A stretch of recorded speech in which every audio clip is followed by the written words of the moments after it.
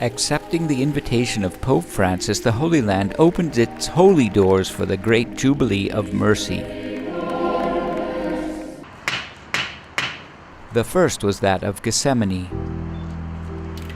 followed by Bethlehem on Christmas night of 2015,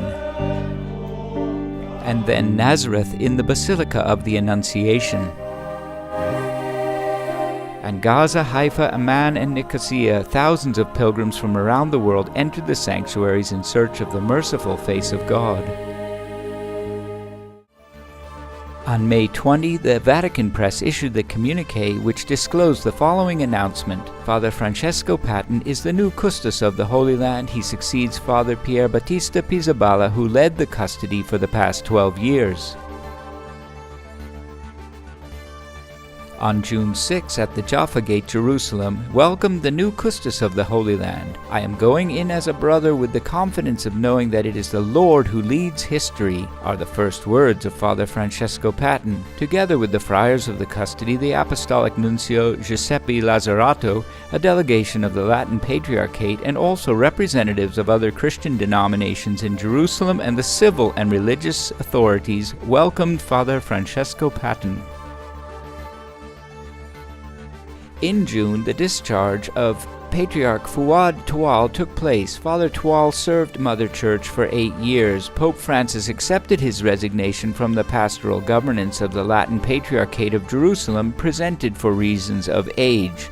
The Holy Land responded to the Patriarch with several gestures of gratitude.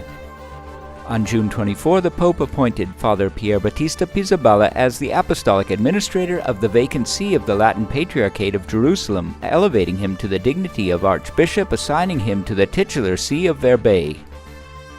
On September 28, Shimon Peres, the last of the founding fathers of the State of Israel, died. Among the salient events of the life of the former president and Nobel Peace Prize, we recall the meeting between him and Mahmoud Abbas with Pope Francis and the Patriarch Bartholomew I at the Vatican Gardens on June 8, 2014, for many a historic meeting.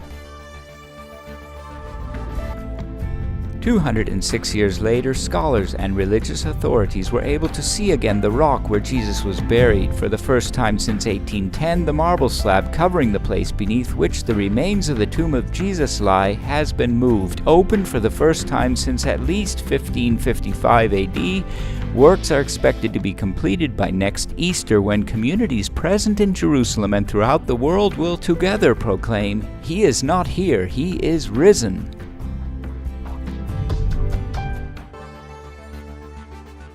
In Bethlehem, a new treasure was discovered. The skilled hands of the restorers of the Italian company Piacenti Spa restored the mosaics of the Basilica of the Nativity back to their former glory, a really important restoration and beauty that leaves one speechless.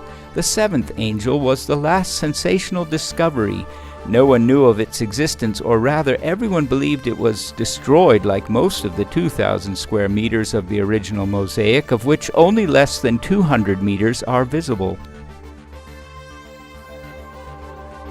The Memorial of Moses on Mount Nebo in Jordan was reopened with a big event which was held on October 15 and 16. After years of being closed to the public, the sanctuary entrance plaza welcomed hundreds of guests for the inauguration of one of the shrines and the most important and visited archaeological sites in the country. With the symbolic gesture of the opening of the doors of the basilica, all were invited to come in and to contemplate the harmony of the colors of the beautiful mosaics restored and put back into safety.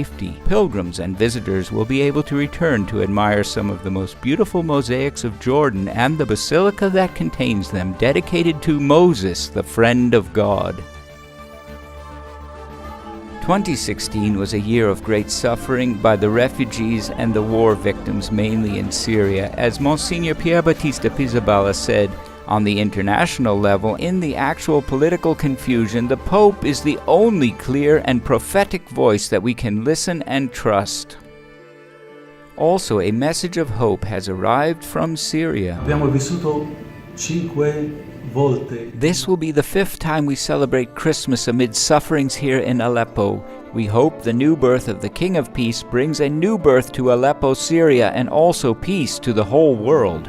Per Aleppo, per la Siria, e anche per il mondo intero. This is the Christmas message from Aleppo, Syria, from the parish priest Ibrahim al-Sabah. Since the beginning of the conflict, at least 40,000 people have died. 2/3 of the Christians fled the country. Out of the 300,000 people who lived in Aleppo before the war, there are barely 50,000 left in the city, a massacre that continues for years, month after month. Yet, when it seems impossible to even utter the word hope, hope reemerges in the faces of the children of the parish and in their Christmas greetings.